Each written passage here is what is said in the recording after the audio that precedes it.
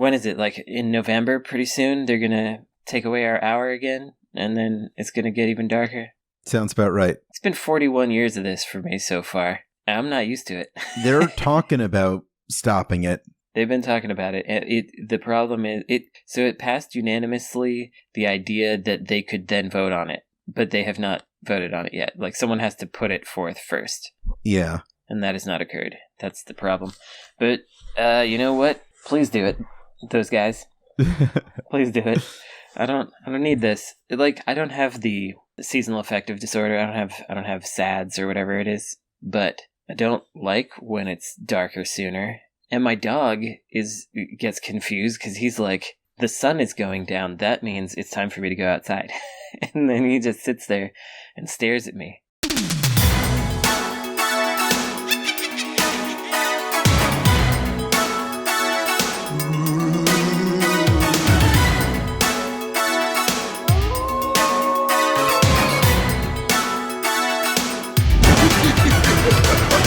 In Restless Dreams, something, whatever, insert credit. This is the 2022 insert credit Halloween Specdracular, the video game Bloodcast with the horrible Boozer. I'm your ghost, Alex Jaffe, and listeners at home may choose to picture me for this episode wearing a Scissor Man from Clock Tower costume.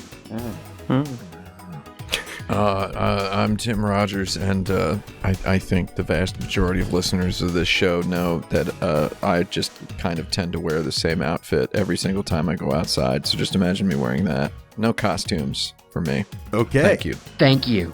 I'm Brandon Sheffield, and let's see. I don't wear costumes either. However, listeners may choose, if they desire, to picture me wearing the costume of Jennifer Simpson from Clock Tower. Excellent. Oh, very good. Joining our group tonight is a good fiend of ours, game music composer and console modification and restoration expert, Christa Lee. Hi, everyone. I can't think of a third thing from Clock Tower. So, what about the clock? Oh yeah, that's it. That like giant baby at the end that you run away from. Yeah, the baby. Yeah, I'll wear that. Just say you're dressed as Big Ben, the original Clock Tower. I like it. That was the very first one ever made, wasn't it? Yeah, I think that was the one. Yeah, they invented it. I know Big Ben is the clock, not the tower, much like Frankenstein is the doctor, not the monster. So that was kind of a joke about that.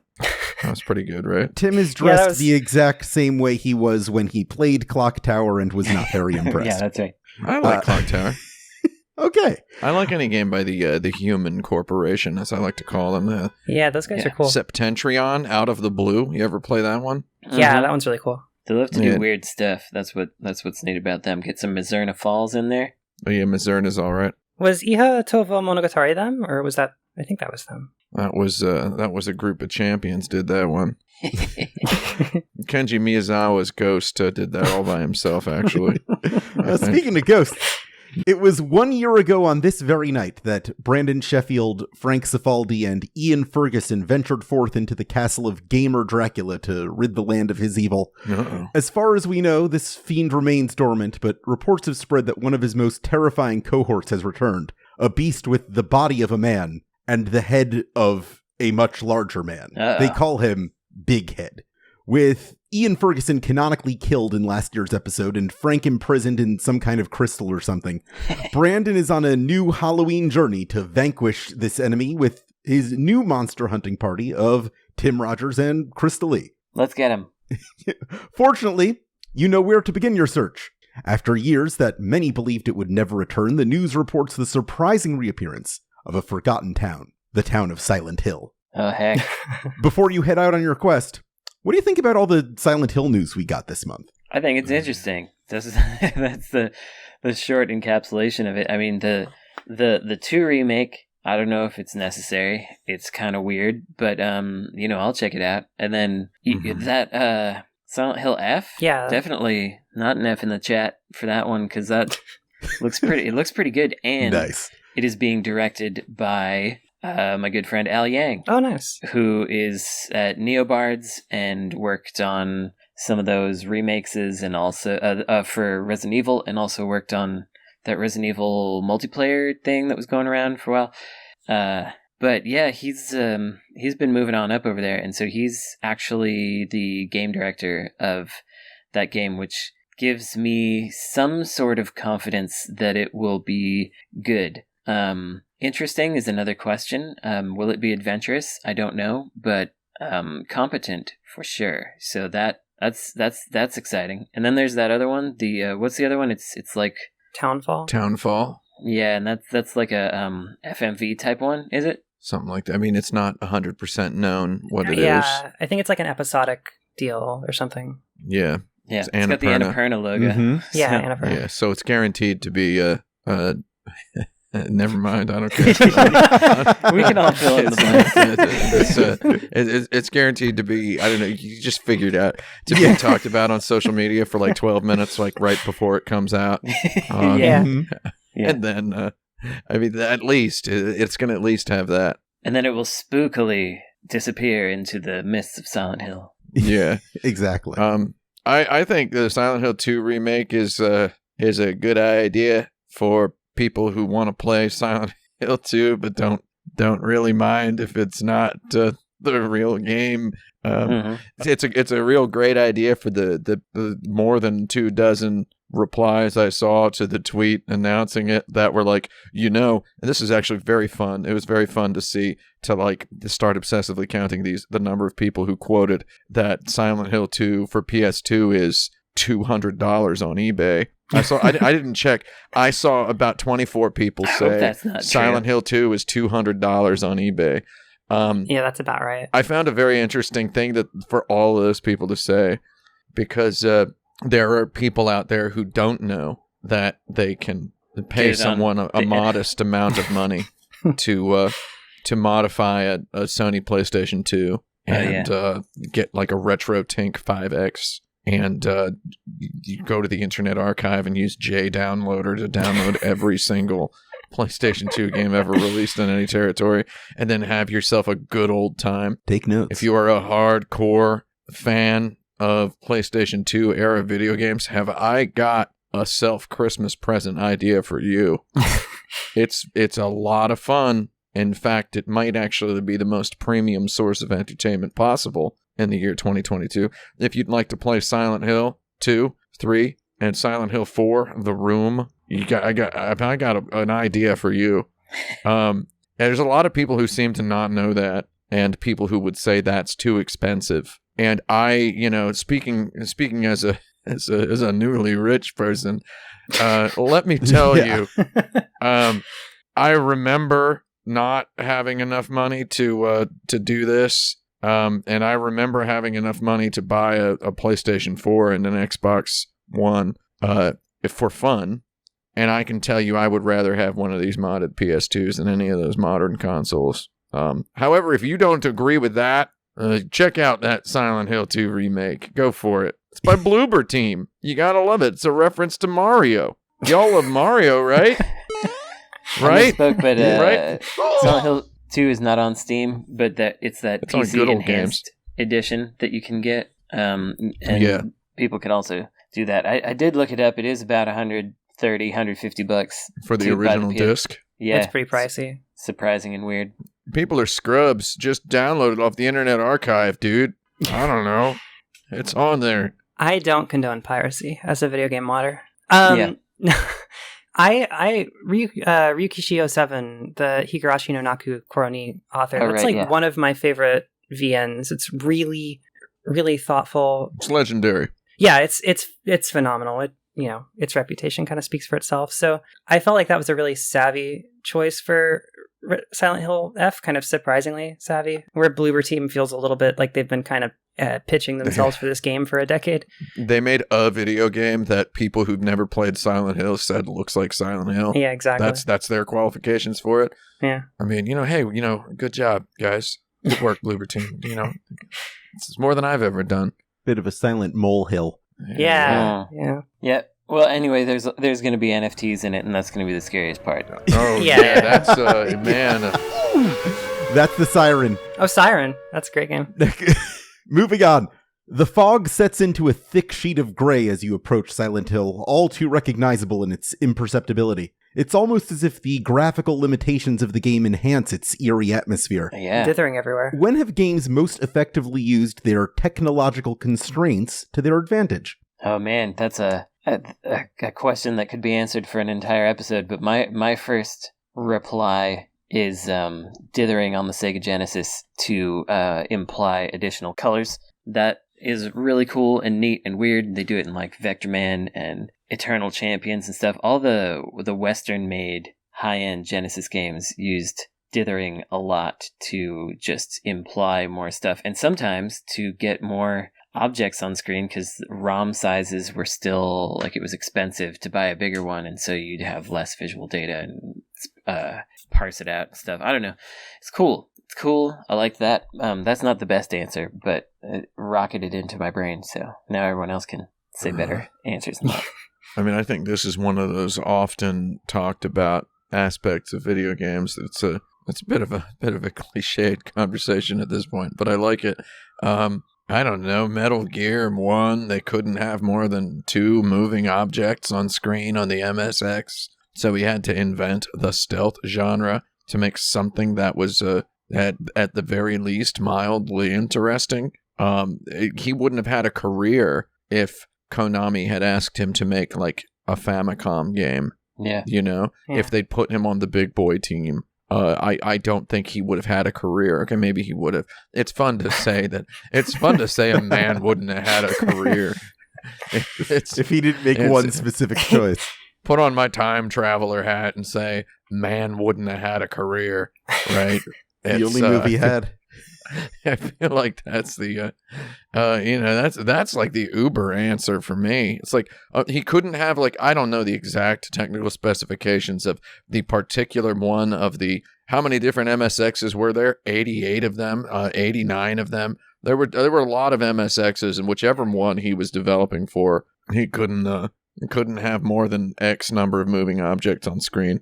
So the enemies had to stand still, and he's like, what if their line of sight was something you had to avoid? And there it was, like, eureka.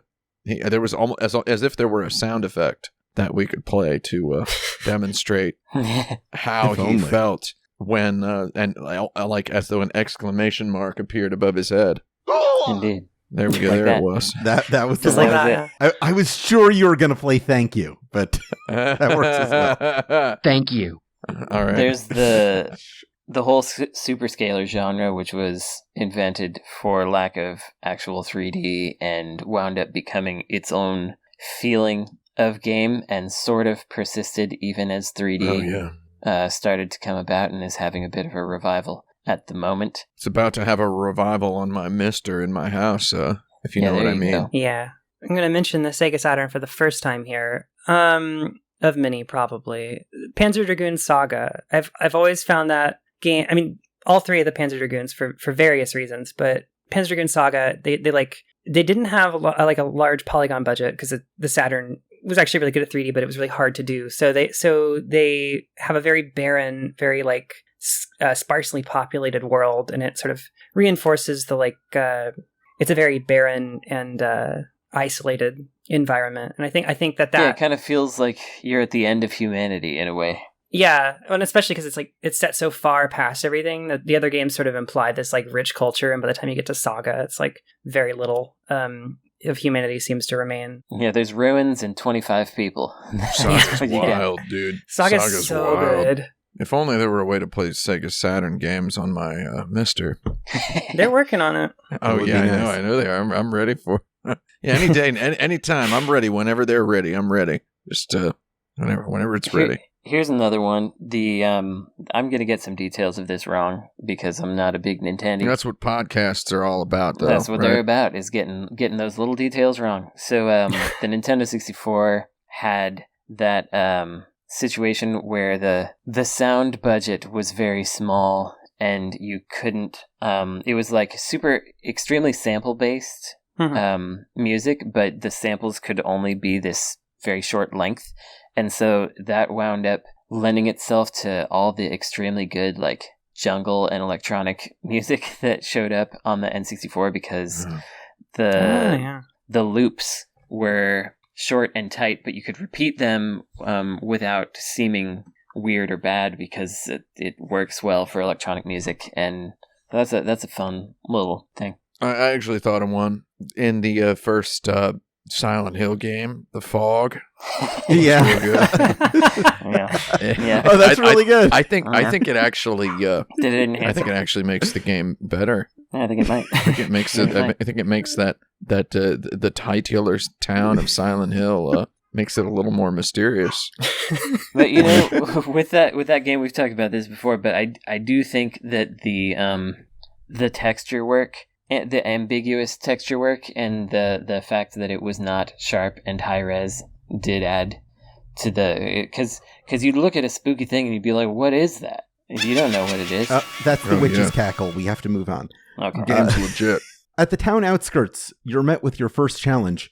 An unsettlingly familiar, yet somehow unnaturally warped simulacrum of a lost love in your life. Okay. Has a game ever felt like it was tailor-made to appeal to you, but still doesn't work? Oh, interesting. Yeah. Interesting. I'm trying to think of them. I mean, the example of it working recently is Paradise Killer, which definitely felt like it was designed for me and did work, except for the jumps.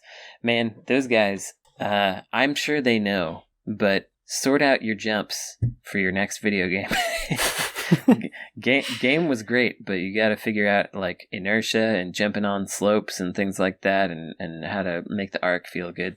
They know about it. Sorry, Chopimon. Jumps are weird, man. Jumps are weird. You got to get those jumps hardcore. I feel like all of the Star Ocean games have been made for exactly me, and I've just never actually finished one. I'll freely admit. Yeah. There's a new one out, isn't it? Is it today? Today or yesterday, yeah. Today or yesterday? I'm a big boy, and I'm gonna click OK on the Steam sale this year when it inevitably is, some percent off more than 15 or whatever. I'll buy it. I don't care, and then who knows? I played the demo. It's cool. Oh yeah, I wanted to try the demo, but I figured I'd wait for the Steam sale to just buy it and then play the demo that way. Here's an answer, which is every Way Forward game, because they got they got that great art. There's always that's a real grandma sweater video games, dude. Yeah, because there's always an great art, and there's like some idea that seems neat, and then you play it and you're like, come on. It's kind of incredible. I mean, no offense to any of those people. Yeah. Who make games like that for a living.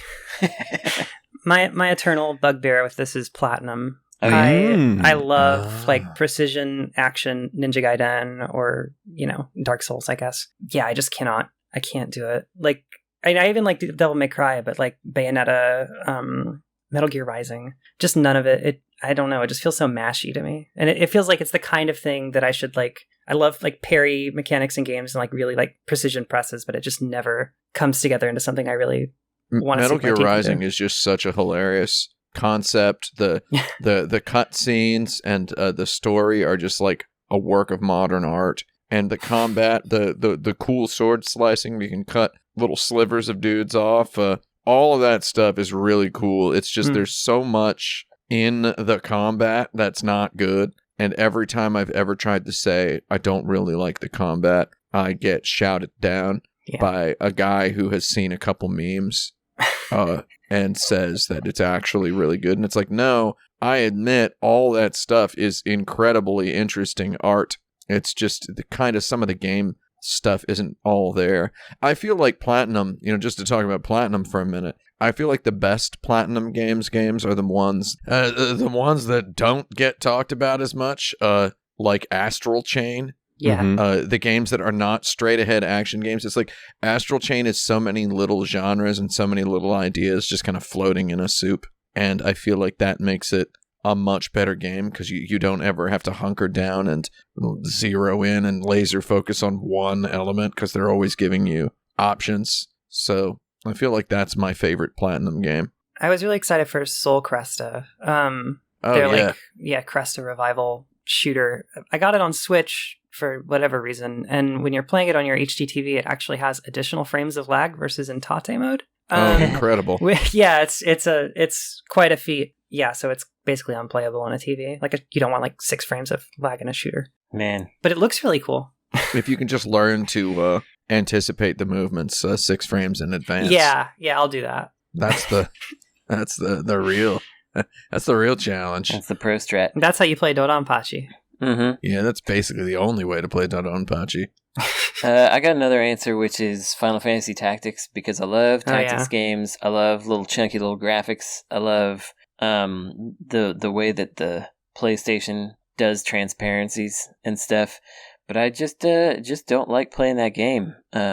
I've talked about that a million times on here, but Are you one of those people who died in like that Rainy Village battle too many times and then said the game was broken? I know there's a lot of people like that. Yeah. I know that. No, it's my problems are it's too slow, and it's too slow to rotate the camera. It takes so long. Oh yeah. Well, they had, I don't like that you have to like run over and jump on top of the items to pick them up. There's just a lot of like tiny little details that feel like they're designed to make you play the game for a longer time rather than have a better time during the time you're playing it.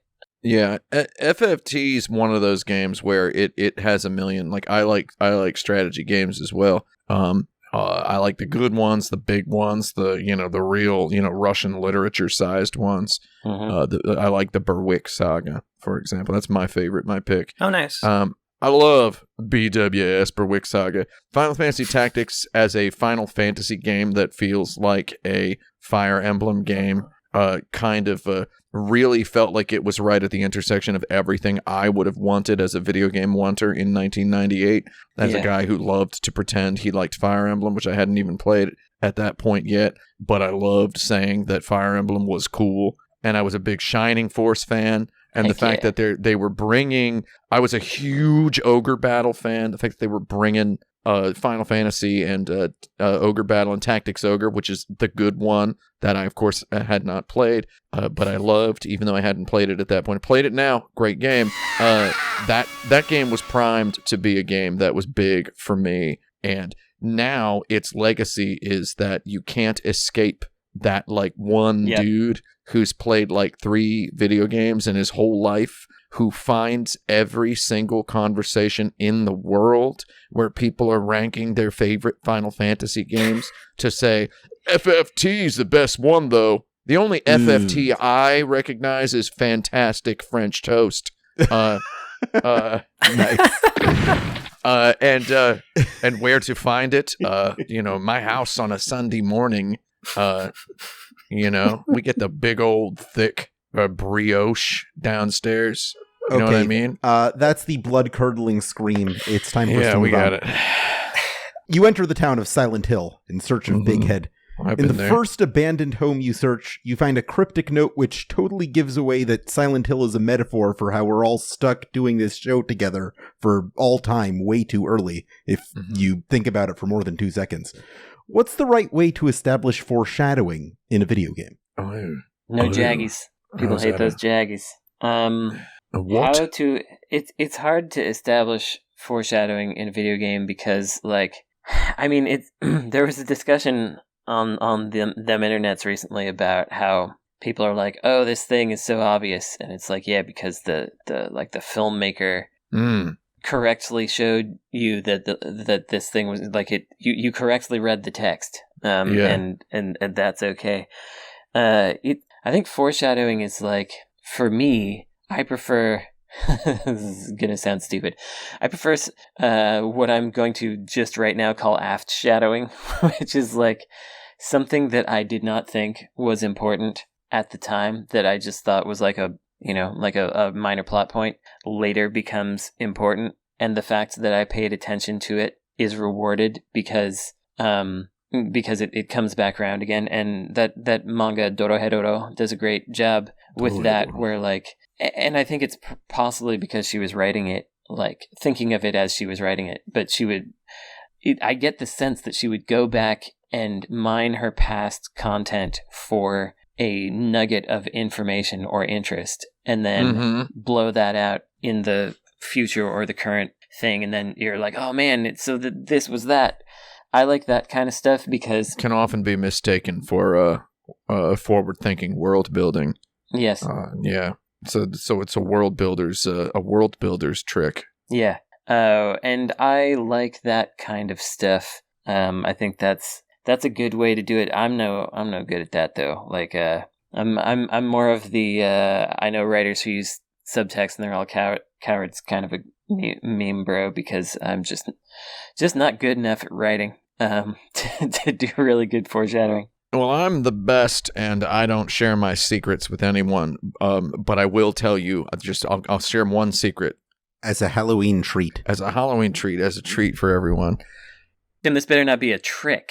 Have an actor walk on after the credits and say, "What are you still doing here?" to confirm that he's going to be in another movie later. Yeah. That's a good one. My favorite way to foreshadow stuff in video games is this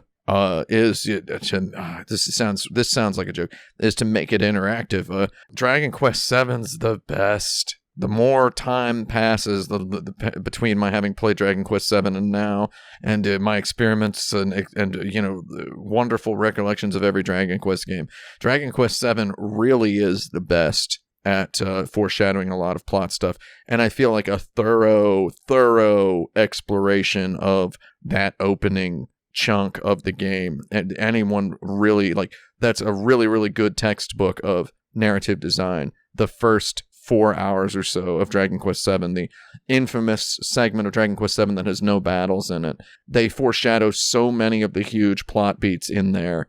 When Dragon Quest VII opens, you're on an island that is the only island in the world. I've talked about this on this very podcast before. 151 episodes ago, I believe. Something like that. 156 episodes ago, something like that. Who cares? 151, 148. I don't know the numbers. Though it's the only island in the world, and there's if you just go into houses in the towns and talk to people, they'll say stuff that's very indicative of how the story is going to go. Like a man deep in the castle says, "I found this map in the castle vault recently, and look at this. This cartographer must have had quite the imagination, because as you can see, there are multiple continents, not just our island." It's like, oh, that's pretty good. There's a guy who's like, "I found a bunch of swords and spears in an old barn recently. Oh, yeah. I wonder what those are from," and you're learning how to rotate the camera, and then you rotate the camera in every room you're in because it's fun, and you see some stairs that go under some other stairs, and you go down there, and there's like an extremely ominous looking room behind a locked door. That's the cheapest and best trick in video game design, narrative design, in my opinion, is the locked door looking in on an ominous room at the very beginning of the game, for which you won't get the key for another 80 hours or so. Yeah, it's like the flip side of the treasure chests behind a locked door in the first castle kind of thing, which also works. Love that stuff. Dragon Quest invented that one too. I think bringing it back to Paradise Killer, it's not exactly foreshadowing, but I think they do a good job of revealing information in a way that feels kind of organic, because you're unraveling this mystery, and so foreshadowing isn't really the deal here. It's like it's an unravel, but you get the sense that you have a pretty clear idea that everyone's hiding something, but what and how is it related? And so it all ties together in a way. The game is kind of deliberately obtuse early on and throws a bunch of information at you, but it's unwound in such a diligent way, even though you can get the information from different sources across different times.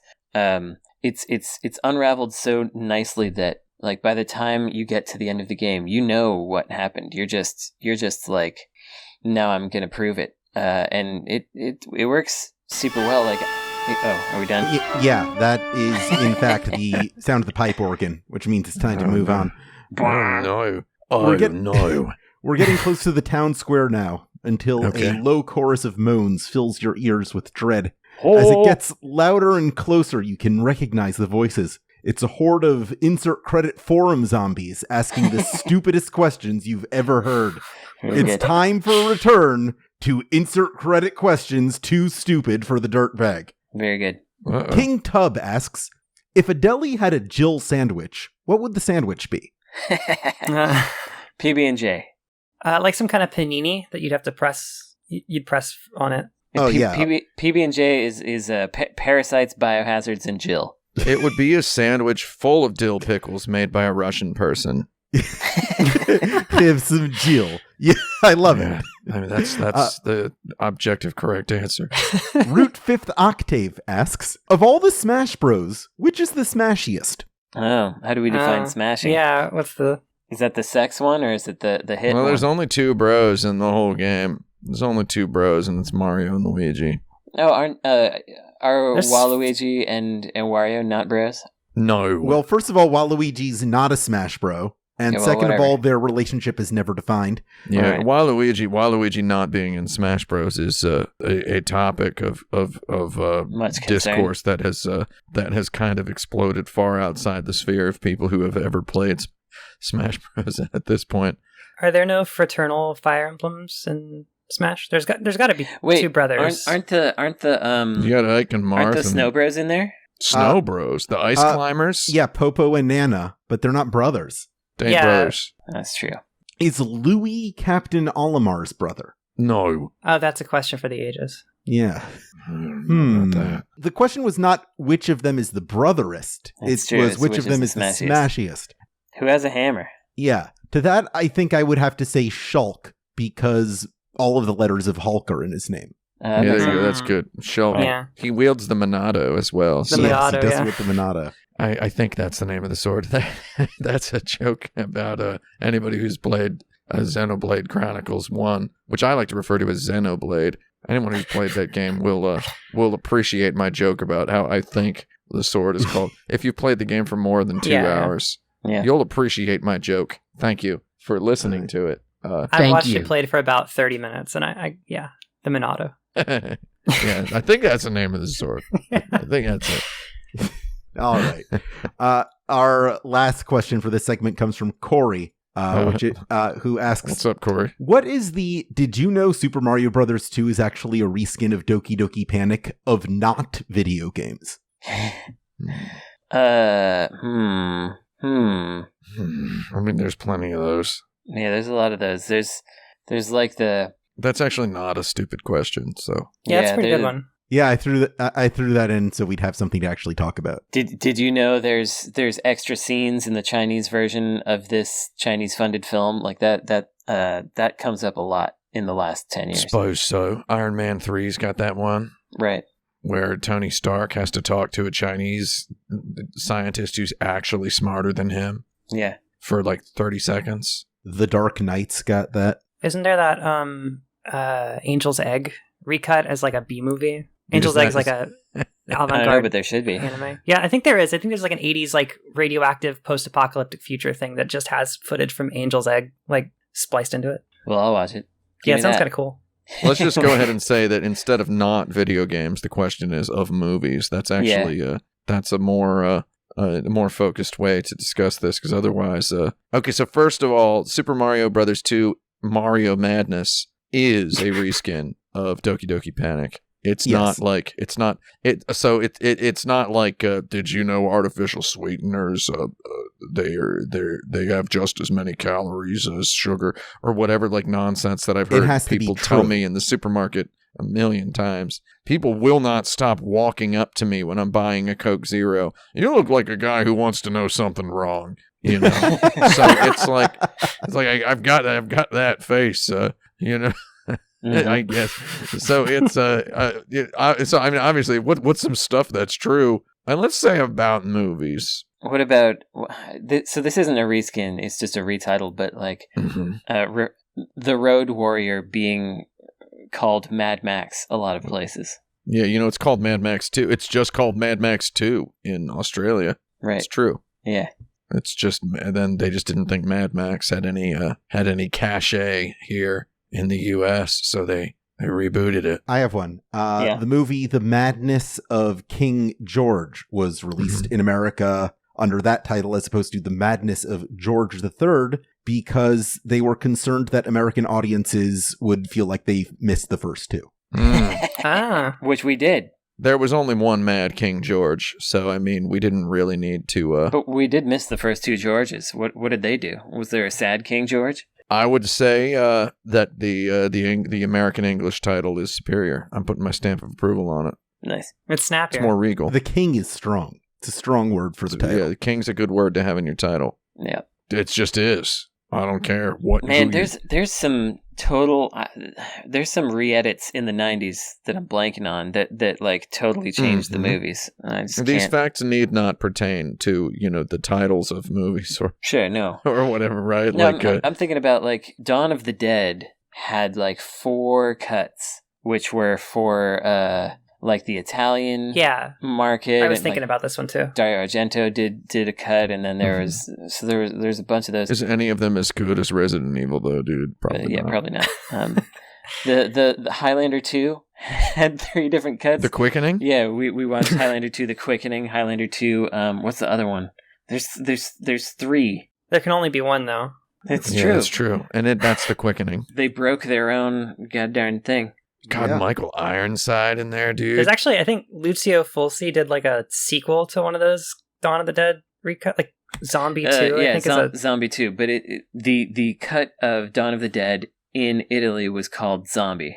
Mm-hmm. And then Fulci did Zombie 2, completely unrelated to the movie, but capitalizing on the title. And like, if you want to go that route, it's Troll 2. It's like every Italian movie in the 80s, basically. I just want to say 2 things real quick. Number one is I've told this story on this podcast before. We're getting to that age, I suppose, where I did walk up to Michael Ironside in the press room where he was getting his free lunch during an E3 one year. We'll leave the year nebulous because it's more fun. Where he was there in a representative capacity for the Splinter Cell games. First of all, Ubisoft, make a new Splinter Cell game. This series is cool. And I walked up to him and I was like, dude, I love Highlander 2 so much. And he just looked at me and went, yeah. He's like, oh yeah, he said, oh yeah, and he's got his big vegetarian sandwich in his hand, which is like, oh, is Michael is a man with the last name Ironside a vegetarian? Is that legal? It's like that was pretty cool. And then, I mean, or was did he just naively pick up whichever abandoned sandwich he had encountered on the table? Well, that's a mystery for the ages. Number 2 thing I'm about to tell you is I typed the words movie facts into Google. Okay. Oh, no. And I received the autocomplete recommendation. Movie facts website, movie facts and trivia. Recommendation number 4, movie facts you didn't know. I'm about to click on it. So here we go. What's the top one? Did you know James Cameron drew that charcoal of naked Kate Winslet in Titanic? Yeah. I did not know that. Did you know that Blade Runner originally didn't have a narration? Oh my God. Okay, that's actually not in here. I just came up with that off the top of my head because I saw the word android. Any discussion of differences in the versions of Blade Runner, that is movies' equivalent of... Yeah, that could be it. That's it. That's definitely of Doki Doki Panic. Any discussion about Blade Runner, although according to Google, it's that James Cameron drew the charcoal drawing of Kate Winslet. That's incorrect. That was used in Titanic. The correct answer is Blade Runner. We'll be right back after a short break. Good news, my complete set of Halle Berry Catwoman trading cards are here. Oh, nice. Fantastic. Yeah. Nice work. That'll be great. I was starting to worry they wouldn't show up. Did you play that GBA game, Jeffy? I did not play that GBA game. Well, tell you what, you should play the GBA game. Like, get it on your... I don't know, you probably don't have a Mister, but get it on an emulator or something. Sure. Because the movement and jumping around in that game is actually really good. Huh. You'll be surprised. Yeah, the Catwoman GBA game has really good feeling movement and like roof traversal and stuff. It's sort of like isometric, but it feels really good to move around in. So check it out. I'll give that a shot. Yeah, I played that game. As a svelte and sexy creature, fully blessed with formidable assets, both feline and feminine, gamers stalk evil in the night to bring justice back home to a troubled city. This part's not my fault. Svelte and sexy. Feline and feminine, That's too much for me. Yeah. Yeah, I'll take one or the other. Dial it back, Halle Berry. Welcome back to Insert Credit. You're at the part of every survival horror scenario where you need to find a key to open a door. Yep. Unfortunately, this is also the part of the game where you have to put your hand into a creepy hole you can't see the bottom of. Oh, hand like a hole. Temple of Doom. You know something terrible's going to happen when you put your hand in, but you gotta do it. You gotta do it. What's the biggest risk you feel like you've taken in a video game? Or when have you had to do something in a video game that you really didn't want to do, but you had to do it anyway? Oh, interesting. The first thing that comes to mind is actually, I think it was Resident Evil 2. I was walking through like a normal part of an office building or whatever, and then there's a room that has just like sickening hacking sounds, like somebody's getting chopped up, and there's like a ambiguous piece of meat on there, but I can only catch a glimpse of what's happening, and my perspective has been narrowed, and I have to walk into this room to progress because it's the only direction you can go. And I actually, as a teen youth, I turned the console off and didn't play further because I was like, I don't want to do it. I don't want to be a part of whatever this is. I don't want to go over there. I just won't. And then I didn't. The first time I played PT, it was like a computer monitor, and I'm like a foot away from it, and I'm wearing headphones. And you got jump scared? No. You do a couple loops, and then the Eraserhead baby negs you, and then she's like standing in the hallway, right? And it's like, okay, now walk. And I just like broke down sobbing, just like could not do it, could not move. And I've never played PT again, but it's a 10 out of 10. You got the whole experience. Yeah, that was it. I didn't need to get jump scared. Like I great game, but I don't want to play it again. Same thing happened with Alien Isolation. Actually, it saw me, and I was like, no, I'm not doing this. But I would say that the more common scenario is like, and it's very boring and unfortunate, is I'm going along in a game, and then there's like a puzzle that I was supposed to get a clue for, and I didn't, and it's like, find the numbers for this locker, and it's like, man, and then I just look it up because I don't want to interact. Shoot, yeah. So it's just like, I don't want to do this, and so I'm going to look it up, and then sorry to this puzzle. I once made Goichi Suda, like literally, I think actually mad at me early in my acquaintance with him, when I told him that the Silver Case had like the worst intro I've ever played in a video game.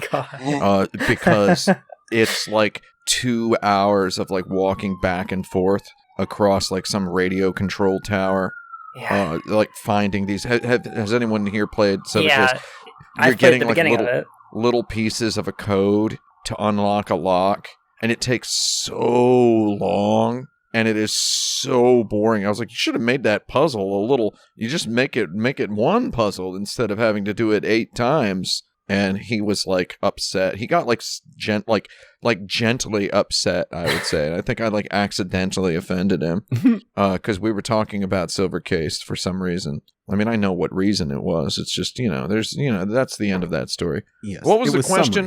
What's the riskiest thing you've ever done? Yeah, I gave you kind of a multiple choice. Yeah, mine is also related to PT. I knew what the question was. I was just asking. I was saying that as rhetorically to, reintroduce the idea. The riskiest thing I ever did in a video game was live on stream many, many, many times. First of all, the live streaming dynamic really shakes things up and makes risks bigger, right? Riskiest thing I ever did in a video game many times is whip open the storage tab of my PlayStation 4 and say I got to delete stuff, and then open up like check the box by PT and hover the cursor over delete. Say, I can probably delete this, right? And then have people in the chat screaming at me. That's pretty good. I did it a lot. It was something I did quite often in the the early days of PT having been deleted, back when it was known. It was not yet known you could re-download it from like Sony's server or whatever. Yeah. I like knowing that I have a PlayStation 4 Pro in my closet, which PT was delisted before the PS4 Pro even came out. Yeah, same. Interestingly, wanna feel old, right? So it's I had to like link my PS4 Pro and my PlayStation 4 together to like transfer all the stuff over my router, and I was like, I got PT in here.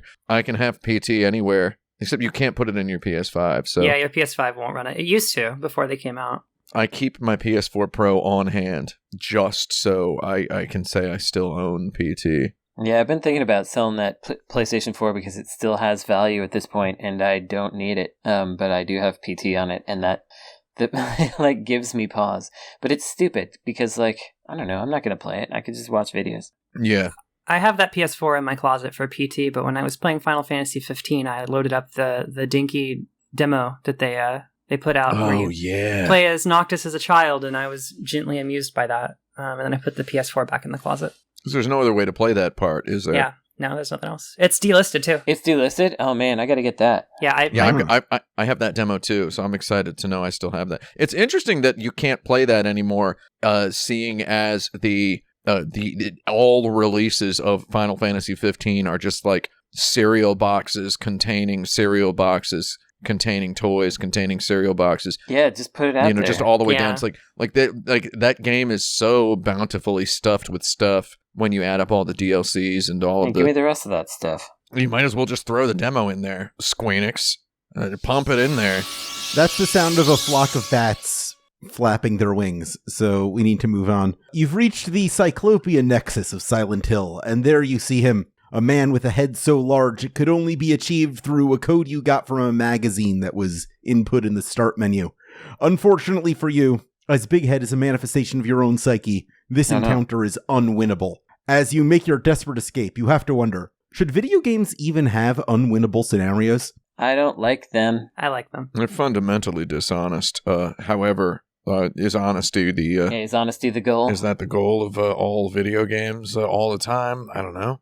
You know what sucks is when there's a boss. Here we're just kind of sitting around the convenience store talking, smoking weed inside. The manager's yelling at us. I'd take a big puff of my big bud blunt, and I say, what sucks is when there's a boss in a game and you think it's unbeatable, and then he kills you and it's game over, dude. Yeah. You ever have one of those? I have had one. Where it's like, wait, you're just like, was I like supposed to kill that guy? I have smoked that metaphorical blunt. I really truly do not like when you're presented with an enemy that is like, I guess, quote, supposed to be unbeatable or something, or they just seem like they're supposed to be really tough, but you're like, I'm savvy enough at this game that I can make it work, and then they get down to 1 HP and then they're just invincible. Just don't present me with that scenario at any time. Yggdra Union did that like multiple times until I stopped playing it. That's a Sting tactics RPG. Yeah. Sting is legit. Baroque. I like a lot of their games, but like, man, just don't. If I can be clever enough to get an enemy down to 1 HP, I don't know, let me defeat them and they go away and come back or something. Don't make me lose, especially if you have permadeath on characters and stuff. Like, that's whatever. You know what the best unwinnable scenarios in all of video games, in all of video game history, just the champion, the king of all, is them goddamn From Software games, which begin with an invincible boss who you absolutely can't kill, who's definitely going to kill you, and you're definitely going to die. And then 200-300 hours later, you've smoked so much weed that you roll a new character and just kill it. And you're like, what? I'm level 0 and I killed that guy? That's the best. The one at the beginning of Sekiro is really good. Yeah, dude. Say that's probably the best one. Yeah, it's fantastic. And he still owns you, even when you beat him. Yeah, and it's like, man, and then just being able to, it's like, oh, you can actually kill that guy, and it's actually not that hard in like every From Software game. It's like, it's not really that hard to kill this guy, but it completely kills you the first time. If you do kill that boss the first time, does that invalidate the subtitle of the game Shadows Die Twice? Because like, if you don't die at all. Oh no, you end up dying. There's a death. There's a canonical death. Okay. that occurs.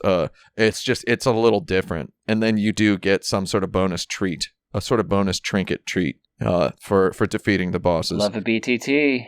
You know, I mean, in like Elden Ring, your guy just like falls off the the ledge when you go through the door, which is very funny. It's the best part is coming back and kill the door. You actually murder that boss later in the game as like a speed bump in every From Software game. Sekiro's is a little more elegant. Because Sekiro has you fight that guy like 8 times or something. Yeah. So by the time you get back to the New Game Plus, you're like really intimate with his moveset. And so that's when it's like this, like, oh, you did it. Like it's very story significant in Sekiro. It's played masterfully in there. Whereas in every other From Software game, it's played as like a speed bump and kind of a lull, where it's like, oh wow, you can just go back and kill this guy, and this guy's not even a real boss. He's just kind of hanging out. You got killed by a guy who was just hanging out, you loser, which is really fun when you get to that point in every one of those games. Speaking of Sting, they made a Baroque Crossy Road. Oh yeah, yeah, Baroque Road. Yeah, I played that.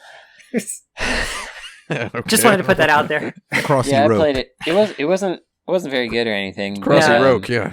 Thank you. At least they made it. Good for them. I can't imagine it did very well for them. I hope it didn't take them very long. Yeah, I thought about buying some stuff. But... Jeffy, I want to let you know that I thought Crossy Roke instead of Baroque Road, and then I decided I'm just going to say Baroque Road. Well, thank you for leaving me the other joke to make myself. Baroque Road. Yeah. Thank you. So should games have unwinnable scenarios? Yes, as long as they are played masterfully, like a magic trick violin. Games should have unwinnable bosses. Yeah, games should just be perfect more. Yeah. Games should just be more like Elden Ring, dude. That sounds right. I don't know. Elden Ring's got some problems. I've played enough to know that. Yeah. But it's still a heck of a game to just bring up when you're sitting around the convenience store smoking weed and the manager's yelling at you, telling you to get out of here with that weed. It's just a heck of a game to bring up. Just be like, Elden Ring's cool, dude. I was very sad that I didn't like Elden Ring very much. Ah, man. It's going to be... I know I'm wrong. Oh, well, here's the thing that I actually think. And this is weird, and I don't know what my qualifications are for saying this, aside from having played lots of video games. I feel like lots of people are going to come back to Elden Ring in like 8 years, and you're going to just go, yeah, that game rules, whatever, you know? Yeah, no, I totally believe it. Yeah, it's like, I feel like it is so much of a game, you know? There's so much to it that it's like... Yeah. I've tried starting it a couple times now, and every time it just kind of overwhelms me. Yeah, it's just, there's so much to it. There's so much of it. There's so much variety, so much stuff that it's like the only way to play it in like less than 2 years is to burn out on it, is one thing. And I'm sure you have valid concerns aside from just burning out on it, playing it too fast or whatever. But it's like, I feel like a lot of people got burned by just the sheer generosity of it. I play those games religiously, so I have a pretty good sense of their scaling and their pacing and everything. And I was like, okay, I know what this is. They've done an open world, so I'll explore it sort of the way it feels like it should be. And then I get to the town with a tree, and I'm like, okay, well, this seems like it's close to this is coming to a crescendo. And then the game's like, here's a whole other like 35% of the map, and the scaling feels a little off, and it's kind of barren, and it feels a little phoned in, and we didn't quite finish it. And I know they've patched all that kind of since I stopped playing. They've patched a lot of stuff in. Yeah, they've patched it pretty hardcore. Yeah, which is why I totally believe that in 2 years I'll come back and it'll be great. Those staccato strings mean it's time to move on. In your narrow escape from Big Head, you seem to have discovered a pathway you weren't supposed to find. Oh yeah, I did. Following it to an unmarked room on any map, you inadvertently discover the true power behind Silent Hill. A tiny dog at the control panel to a bank of monitors. Oh, so it was you all along. So you were the one behind all this. Who are the most unexpectedly influential figures in the game industry? Unexpectedly influential? Yeah, people you wouldn't think would have that much power and influence, but do, either historically or currently. That's a tough one. I mean, influence is a nebulous beast to define, as it were. It sure is. Track. I mean, I guess I would say broadly, abstractly, it's unexpected for a certain type of person. Yeah. That QA in general has such a huge influence on. And it should have a big influence because the they know what they're doing, and they get things done, and they show you your blind spots and stuff, and that's really important. Unfortunately, I can't name any specific names because that's the nature of our industry. LOL. And it's real fun to get mad at QA and blame them for for the stuff that you did. That's right. How dare they find this mistake I made? Close the JIRA ticket with the most, like, just try to, like, nuclear Cold War level escalation back and forth on your passive aggressive, please fix. You know, a guy says, please fix this. And the QA, oh, you're asking me for favors now? You tell the guy at the coffee machine, and then you blast him in the nuts just with your with your big boots. And then he punches you in the neck and you throw up. Yeah. That's how it eventually gets. Yeah, that's right. You're asking me for favors now? And then the director of the game gets so mad that he ends up, like, getting, I don't know, canceled or whatever, you know? Eventually, a few years down the line. So QA is influential in that way. So there it is. Here's another one that's ambiguous, which is any press person that was around through the 80s and 90s to 2000s that saw and played and commented on early builds of things is very secretly behind the scenes influential on stuff because they're quite often the first person outside of the development team that sees it, and then they have a reaction to it, and then the game kind of had to react to that at that time. And like, as an example, there's a guy named, I think, Dan Jevons, who was a journalist and good old Jevons, and played Quake for the Saturn, and was like, you know what you should have is a control scheme where you can, or maybe it was Duke Nukem first, Duke Nukem 3D. So you should have a control scheme where you can look up and down by hitting the face buttons. And so they implemented, like, in around 1995, many of the very first implementations of twin stick controls happened on all the consoles simultaneously, and one of them on the Saturn was what became known as Jevons controls, and it was because of this one journalist who was like, you know what you should do, dude? You should do this thing that's like similar to what Turok does, because he had played Turok before Turok came out, and then told the lobotomy software that it would feel good if they did that. I thought it was pronounced lobotomy. Oh, lobotomy, sorry. Lobotomy software, that they should do something like that, and then they called it Jevons Controls. It's pretty cool. I have a half-written article about the beginnings of twin-stick controls that I should finish someday. Dan Jevons. I always thought the phrase lobotomy was kind of redundant. It doesn't have to be both those things. Secretly influential, Shigeru Miyamoto's wife. Oh, yeah, that's right. yeah. Yes! God. It's a wee waifamoto. I love the story of Shigeru Miyamoto's wife because it's like all those Nintendo stories where it is 101% like surface level. The Nintendo uncle is real almost. There's like nothing past it. It's just something a guy said in an interview once that is then canonized by the millions of Nintendo fanboys on the internet. Shigeru Miyamoto once said that he thinks of his wife when designing a video game. It's like, okay, that's weird. So Miyamoto's wife. She's responsible for everything. But I also like the I can't remember the name, but there's a Miyamoto's unnamed wife. Anonymous wife. Yeah. The nameless wife of Miyamoto. That's a Silent Hill boss right there, dude. Sega product designer who did all those did the Saturn Stinger and the 3D controller for Saturn and all those things, and like secretly built into the Stinger 2 spots to put AA batteries that aren't connected to anything, and they're just there for weight, so that you can make the weight of the gun more to your taste, because you can put it in the handle or in the muzzle. That guy's pretty secretly influential because he just did all kinds of like hardware design things that wound up influencing game design that we would not have otherwise. Games we wouldn't have had. The most secretly influential people in video games are most of them that are making them. Because you don't really know who 99% of them are. Nintendo people know like five Nintendo employees. There's got to be so many legit people at Nintendo. There's got to be. They're hiding somewhere. Yeah, what about Gunpei Yokoi's wife? Yeah, she tested the Wonder Swan. So it's there's got to be so many legit people at Nintendo who just have the job title employee, who have worked in programming, level design, game design, art, like whatever, like just kind of a cosmic gumbo of stuff that they've worked on, that they're just called employee and they're just in the credits somewhere as like a special thanks or whatever. And it's like a guy who solved a incredibly difficult problem that is now just a rule that will never be named after anyone, much less him. You know, it's like whoever invented Z targeting in Zelda, Zelda 64 is responsible for just the success of all of the From Software Dark Souls games, and et cetera, et cetera, et cetera. There's somebody in there. Yeah, there's got to be a secret dude, and that's why he's secretly influential. He's the dog at the bank of monitors. Not so much of a secret, I guess, but to your point about the Saturn hardware designer, I think a lot about Yu Suzuki designing the Dreamcast.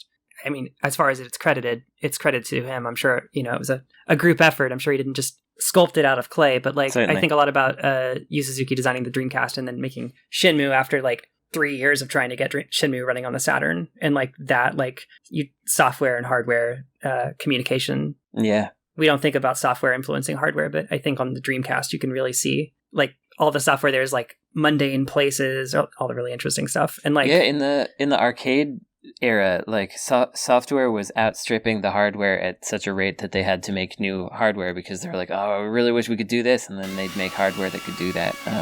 The superscalar stuff. Like, yeah. Mm-hmm. I think we've answered that question enough with the true power behind Silent Hill uncovered. What spooky sound happened? Oh, yes. It was a peal of thunder. Good.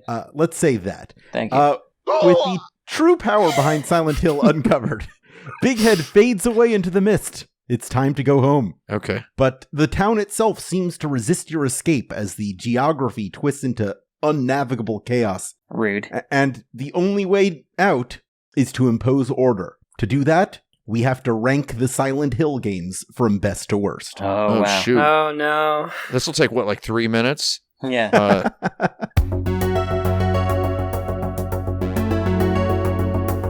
I'm still playing through them. So like, is the best one two? Or 2? It's 1 or 2, and I'm not sure. I think it might be 3. Oh, well, I mean... Is that the new answer? 3 is my favorite. Is that the new generation's answer, 3? So, I mean, I'm playing 3 right now, so I'm probably a little biased, but I'm guessing 4 isn't the best, so... 3 is for sure my favorite one. 3 is really cool. 4 is neat, 3 is favorite, 2 is best, 1 is the one that started it all. Yeah. Like, 2 is the objectively best one, IMO. Yeah. 3 is my personal favorite. 4 is a good video game. 1 is a toss-up for being best also, though. I think 1 is really good. Yeah. 1 is good. 2 has these like inspired decisions, like the cutscenes running at 60 but the game running at 30, like these like presentation decisions that I think are really phenomenal. I don't know that in the play I would say that 2 is like a revelation in the way that I think 1 was and 3 so far is. Like I but wasn't 2 narratively is the one, I guess. 2 narratively is definitely. You gotta, like, when you get your Konamis, it's always the second one is always the best. Tokimeki Memorial, Metal Gear Solid. Yeah. Parodius. Whether it's your favorite one or not. Parodius, yeah, why not throw that in there? I mean, 2 is where they always, I think they nailed it in 2, TBH. It's Castlevania, that Penguin game that Kojima did. Mm-hmm. Oh, yeah. Gotta love that Pango game. Okay, so do we rank it by favorite or best? I mean that's the old thing when it comes to making a list. If it helps to know, the likes of ancient video game publications such as IGN, when ranking the 100 best video games of all time, always put something like Super Mario Bros. 1 or Tetris on the top instead of, for example, Super Mario Bros. 3, which is objectively better than Super Mario Bros. 1. So in other words, if you want to be not like an ancient video game publication, by all means, split, let fall off the fence on the side of favorite. Yeah, let's choose favorite, and we'll say 3 is number 1, 2 is number 2, 1 is number 3, 4 is number 4. And then after that, we got the rest are in a big garbage pile. The rest are in a pile. No, the big old pile of trash. Probably after that, you got your Fragile Dreams. Shattered Memories. Shattered Memories. So, Fragile Dreams is also a Wii game. Basically the same. Shadow of Memories? That game's actually pretty good. Shadow Memories is cool, yeah. And then, so that's probably number Is that a 5. Silent Hill game? And then, Basically. You got Origins, Homecoming, and Downpour are the other ones. Downpour, oh yeah. I think Townfall is a little above Downpour, to be honest. Where does Play Novel factor in? Wait, can we put the new ones on here as well? Townfall, and If you want. Silent Hill 2 remake. let's put them on there. Let's put Ascension. Silent Hill F. Let's put that under Silent Hill 4. Yeah, number 5. Number 5. And then let's put the remake under that one. Yeah, under that one, and then put Townfall under that. Yeah. Because it's And Annapurna. then No, we get- Townfall. Townfall being an Annapurna joint kind of feels Put it like it further should down. be at the very, either at the very bottom or one spot above the very bottom. Yeah, okay. Okay. No offense to Annapurna, I just I've never actually played a video game that they made. I've just seen 30-second. Let's put Shattered Memories under remake. Okay. Which one's the one that's got Pyramid Head in it? That's a joke. LOL. And then we'll put Origins, because that was on the PSP. We'll put that below Shattered Memories. Okay. Mhm. And then we'll put Homecoming below that, and then Downfall under Downpour. Townfall. Okay, Downpour under Townfall. Downpour, Townfall. We've neglected a game here. PT. Ah. Oh yeah, Silent Hills. Does PT count? I think it counts. Okay, It's okay. software. It absolutely does count because it is a Silent Hill. It was to be a Silent Hill. Yeah, PT does count. I think Put it PT is under- better than 3, personally. I would put it under 4 myself, is what I would do. Really? Really? You know, Personally. it being unfinished and it being rage-inducing that Kojima ended up getting ousted. Kojima was, you know what? Maybe he was the most secretly influential guy in video. Maybe it was Kojima. big secret. Guillermo del Toro was the most secretly influential guy in video games. Who's this Kojima guy? No. He made Metal Gear Oh, right. for Yeah. the MSX, I know that which one. secretly invented stealth because of the limitations of the hardware. Yeah. Penguin Adventure. Yeah, he made that one. Beautiful game. It's cool. I say we split the difference and put it in between 1 and 2. That's weird to me. For PT? Above Yeah. 1 is too high for me. No, it's got to be under 1. I'm sorry. Okay, between 1 and Put 4. it over 4 is fine. Over 4 is okay. I like it being somewhere in the mix of the 4 numbered Silent Yeah, Hills. okay. I think 4 is actually pretty good. If anybody had 4 any, is good and interesting for sure. if anybody had any what's the word, misgivings about Silent Hill 4, did you know they made a lot of really bad ones right after that? Yeah. Yeah. Check out 4 and see how much it is not a bad one at all. Our very own Azure Laura Corrigan really likes that game quite a lot. Wonderful game. So, I'm really excited to get to it. Where do we put Silent Hill Patch-a-Slot? Well, you did forget Play Novel. what's the Play Novel one again? Is that like It's like a Game Boy Advance, like VN of the first game, I think. Okay. I like it. Yeah, let's rank that. Just put that on top just to be weird. Let's put it above Silent Hill 2 remake. Yeah, very good. Yeah, I it's, like it's probably that. better Yes. than that. Yeah, I like that. And then we have what was the last one we missed? The Patch slot. Yeah. Patchy Patchy slow. slot we'll put right below Shattered Memories. That sounds right. Yeah. All right. That sounds pretty There good. are probably some other spin-offs, but whatever. Where are we That's going to good put enough. Tokimeki Memorial 2? That's a That's a good three question. people in the audience to right, get. right at the top. It's a joke for 3 people in the audience to get. But yes, thank you. Thank you all of you for listening. Thank you. How about Silent Hill Book of Memories, the PlayStation Vita game? Oh, that's right. Let's No, who just not cares? put that, yeah. we'll just put it below DQ. Put that on the DQ list. It's disqualified. or put it below Downpour. How about Siren? Siren is above. Yeah. No, just kidding. Yeah, Siren's that doesn't Siren's up between. It's technically count. put the whole Siren series in like number 3. Yeah, no, Just Siren's a incredible. shadow 3. It's a 3 in parentheses. I like thinking about Siren. Don't like playing it. I like thinking about Siren and I like playing Siren. So Thank you. for making Siren, All Siren right. I gotta- Computer Entertainment. There's also Silent Hill the Arcade. Oh, yeah, of course. Don't like that one. What was that? I actually didn't play that. Don't like that one. Was it a light gun game? Are we all looking it up right now? There was a Silent Hill, happening. There was, a Sleep No More style Silent Hill event Yeah, there was that. How do you even rank that, though? right at the top. Okay, so Silent Hill, the arcade, does appear to be a light gun game, so that's cool. I mean, it's not going to be very Silent Hill-ish. I'd play it. I'd play it right now. Is it like Resident Evil Dead Aim? Because that'd be cool. Resident Evil Dead Aim is so cool. Yeah, it looks really cool. I just found out that like the other day. I really want to play it. You know, with the gun con? Yeah. You gonna gun con? Love that gun con. I don't have one yet. I need to. You get one. Dude, I kind of want to... They should have ported this to consoles. I would have played this. Silent Hill the arcade. Yeah, it's an hour-long light gun game, which is really Ow. long. Yeah, love the length. Here I am shooting a Pyramid Head. If you can get me in and out of a Pyramid Head shooting experience in less than 61 minutes, I'm all for it. And here's a line of dialogue. Maybe, comma, we, capital W, are all already dead and we have gone to the other side.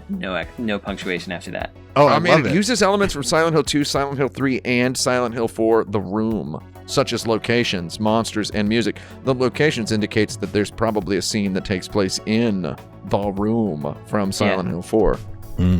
Wikipedia's got a picture of the protagonists here, and they look... Eric. Yeah, they look fun. Eric?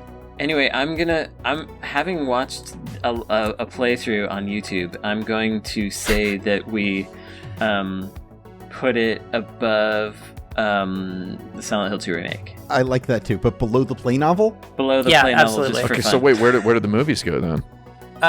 In the garbage. They don't count. No, But Sean I kinda Bean's like in them. one of them, dude. Yeah, Sean Bean's in there. No, I actually like the first one, and they replicate that camera move from Silent Hill 1, which Yeah. I was very impressed by. There's a cool death in the first one. Yeah, CD. Here we go. Hold on. Hang on. Yeah, Yeah. like that. Oh, yeah, that was it. Yeah. Dude, they should port Silent Hill the arcade to modern systems. What are they thinking? Come on. What are they Like- thinking? They're thinking of whatever they've been thinking over at Konami for They're forever. probably thinking about how the light gun games don't exist anymore, but The House of the Dead remake is going to bring it back. yeah, HOTDR. Give me that hot D. Yep. Hot House Heat. of the Dead. Like Hot B, the fishing developer. God, I love Hot B. Yeah, That'd be really so good. Such a good name for a video Hot B game is company. It is very good. Give me that hot B. It stands for hot button. Y'all saw the one where like only on one game on the PC Engine, which I think was the only Hot B game on the PC Engine. What's that? Under the Hot B logo, it says "He is over there, comma because dot dot dot." Oh, it's so good. And All right. I guess Incredible. that wasn't official, Oh, that's but so good. It's a real reach for the Moon Engine. Yeah, There are a few more spin-offs, but whatever. I think this is complete this is enough. a good list. This is a good Yeah, list. So, this wait, is a can we great just list. say that number one has to be the old town of Shizuoka in Japan, Yeah, which there is you literally means Silent Hill. That's Okay. literally where the name Silent Hill comes from. You ever been to Shizuoka? Beautiful city. I will put Shizuoka, Beautiful. Japan at Beautiful number city. Yeah, because it's wonderful. If you I ever love need it. to go to a place that's actually quite nice and silent, but has all the modern conveniences of a greater metropolitan Japan city, Yeah. Shizuoka. It's where they manufactured the I mean, original it's PlayStation. not very spooky though. No, not at all. But it's so I'm great. not sure if it really goes on the list, but that's okay. Whatever. Whatever. Mhm. Congratulations, you've made it through another Halloween episode. Is Heck yeah. there anything you would like to plug or recommend to our audience as we bid our farewells? I actually have to say, I meant to say this earlier, but Tim, you were saying that you would like Star Trek: The Next Generation to have a skip intro. Oh, yeah, I know. That guy messaged me about it before you would have ever heard about it. Trust me. I was Okay. the first one to know. And I was, I believe, the first one to test I'm it. more saying for the benefit of the show that yes, indeed, someone at Paramount Plus mentioned in the. I was forums that going to they're doing bring it. that up when it was Okay. my turn to recommend sorry. things. I was going to bring up that if you are an employee at Paramount Plus, please have already put a skip intro button on Skip Star Trek: The intro Next button. Generation as of the moment this podcast goes live. That's what I was going to say. That was going to be my good joke. Very good. Well, I got a couple other recommendations. I've been using that button, by the way. Yeah. Because heck of a theme song, but I've been using that button. One of my recs is the virtuosic hair metal band T-Ride. T-Ride. Mm. If you like that kind of I know T-Rod. music of that era, give it a listen. It's a more obscure one you probably want to listen to, so give it a shot. Another thing is if you're gonna buy like any of these new retro re-releases, like the Mega Man Wily Wars that came out on the Genesis recently. It's or pronounced the Val's Wowie collection. Wars, actually. No, the Wowie Wars. Wowie Wars. If you're gonna buy like the Wowie Wars or anything like that, try buying it at Castlemania. And the reason I say that is because they have that like Castle Cash thing that they do. I don't know how this is okay for them, but they like very generously give you points that you can then turn into a discount. So like I went and got the Valis collection on there because I was able to get $20 off, which is like, that seems like a bad idea for them, but they're doing it. So, check out the Castlemania on that stuff. I don't understand how stuff like that works. I don't understand how B&H has a credit card that removes sales tax. What the heck? Seriously? Yeah, Oh, wow. I mean, it's a very kind of a gray area sort of thing, though. It's like they seriously do offer you a credit card. You want to apply for our credit card? You don't have to use sales tax anymore. It's like, what does that mean? I think it just means they subtract the sales tax from the. I don't know how it works. There's something going on at B&H. B&H, wonderful store. I'm not going to recommend it to anybody unless you're looking to spend tens of thousands of dollars on videography equipment at some point in the next couple of months. Castle Cash, huh? Yeah, I've got some Castle Cash stored up. Yeah, you should use it. Use it to buy things. I won't be using it to buy any video games because I've got the Wowie Wars on my Mister. Yep. But you can buy cables and stuff. They got controllers they got on there. cables, all right. They got whatever. HD Retrovision. Yeah, whenever I need to get them on to like try it out before I start selling it, because I try to install things before I offer it as a service, because I makes sense. want to have familiarity, and the Castle Cash is a godsend. Heck yeah. Love that Castle Cash. I guess I'll go. It's the spooky season, so, and Brandon mentioned twin stick games, so if you've got a Virtual Boy lying around, you should play Innsmouth no Yakata. Man, that game is so cool looking. It's like a roguelike type, or it's like a dungeon crawler. Twin stick shooter. Like it's a first person setup, but because the Virtual Boy has two D-pads, it's like one is move on a wizardry grid, and then one is like aim a targeting reticle. And it's like a early survival horror. Virtual Boy's got a really slick library in general, but that's probably one of the cooler games on it. Published by IMAX. IMAX. Which is a publisher that I wish that I could purchase the rights to, so that I could have Dragon Master Silk and Cyberdoll and also this, and then I'd be sitting pretty. Yeah. Mm-hmm. So if you've just got a Virtual Boy Gathering Dust, you should get the ribbons fixed on it, and then you should play that. I've been, and if you want to get the ribbons fixed, it's soundretro.co. Send them to Christa Lee. I've been watching recently Furuhara Ninzaburo, which is it's a drama from the 90s. It's Japanese. A long running J drama. Yeah, it ran for like 12 or so, 13, 14, 15, some number of years. Yeah, it ran for a long while. It's the elevator pitch is basically Japanese Columbo. Yeah, that's how every Japanese person that I ever encountered in Japan who described me as being like Columbo said, "You're so you know who you remind me of? Columbo." First of all, heck of a guy to be compared to. My friends were being said, "You looks like Leonardo DiCaprio," right? And or whatever. I get girls telling me I remind them of Columbo, and then the conversation immediately would pivot to, "Have you seen the Japanese Columbo?" And I'd be like, "Oh no," and then I ended up watching. So anyway, you may continue talking about the Japanese Columbo. It's a lot more stage play-y. It's a lot of just him with the criminal, and there's a lot of back and forth. It's written by a writer for the stage. I can't. It's very playwrighty. Yeah, it's very, very playwrighty. He's also got a show that came out soon after that. It's like a political comedy that I really want to watch, but it's not really available on any services. But if you have Google, you know how to find things. If you got that internet. They would say to me, "Your friend looks like Leonardo DiCaprio. You know who you look like?" And I'd be like, "What? I don't want to know who I look like. You remind me of Columbo, actually." And it's like, what?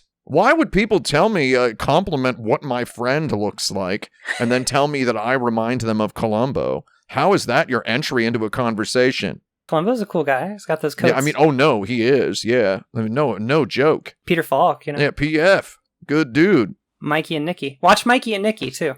I was often told that it was my mannerisms and way of speaking that reminded them of Columbo. I presumed that was what it was. That makes sense. Yeah, that's it. Yeah. Which, my dad told me when I was a kid. He made me watch Columbo. he said, you should watch Columbo. This is the guy. You got to be like this guy because he doesn't let people know how smart he is. I've gotten Josh Gad. JG. I've gotten Andy Milonakis, but I think my favorite one I've gotten is Harry Crane from Mad Men. Oh, man, that guy rules. Harry Crane. Yeah. I like that guy. He's also in Firewatch. I want to give a quick recommendation real quick on something that I'm going to recommend a show that's on Netflix and is very popular. Is this Guillermo del Toro's Cabinet of Curiosities? Have you heard of this? Yep. Guillermo del Toro, first of all, maybe not the best movie director in the world, maybe not the greatest guy of all time. He was somewhat responsible for PT, and he did appear in Death Stranding. And say what you will about the man, he has a striking visual style. He creative directorialized, oversaw, executive produced a series of 8 horror, 1 hour long horror films of drastically differing themes, locations, types, styles, each with different writers, directors, crews. And I've only watched the first 3 of them, and I like them all a lot. And it's the kind of TV show that it would be fun if there was more of, yet there can't really be so much of a TV show like this because there's only a few guys like Guillermo del Toro with the pull to make something like this happen. So I'm not strictly speaking a horror guy, and you should, because, I've watched a lot of horror stuff and I like some horror stuff. I'm not strictly speaking a horror guy because I don't sit around talking about it. I don't have a horror podcast or anything. I've not made any YouTube videos about horror movies. I've not written about horror movies for any famous magazines. So take my recommendation of a horror-related thing with that particular frame of reference in mind. I just think it's real cool to see some weird, amazing stories style thing, Twilight Zone style thing happening in the present era that is not a reboot of exactly the Twilight Zone or whatever.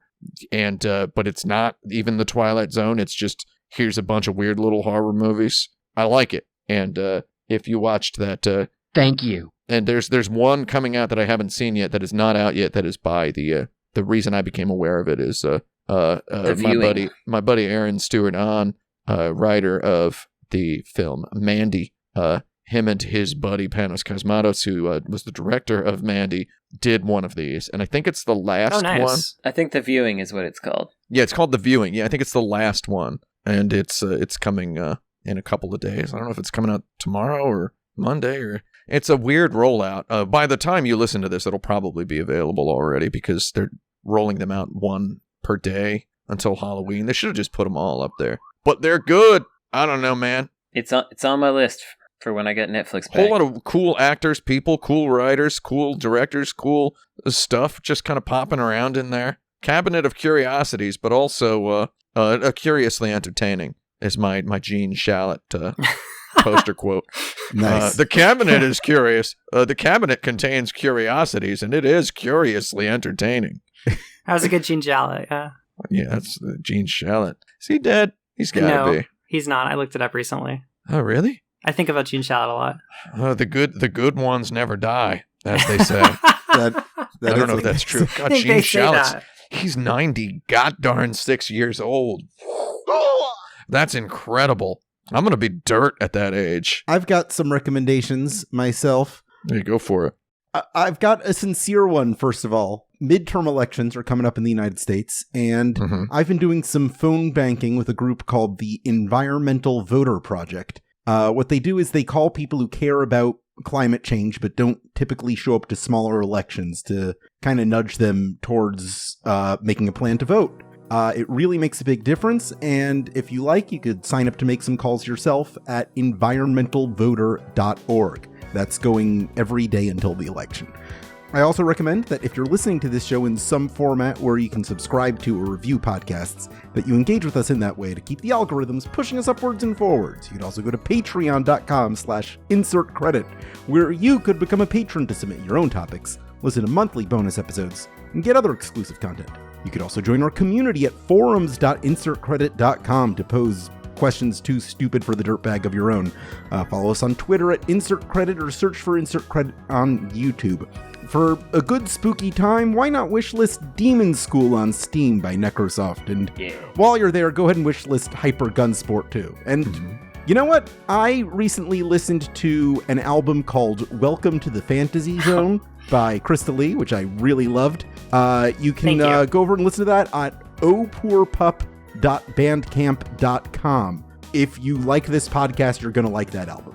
This show is edited by Esper Quinn with original music by Kurt Feldman. I'm Alex Jaffe. I'm Tim Rogers. I'm Brandon Sheffield. I'm Christa Lee. And your game has now been slayed.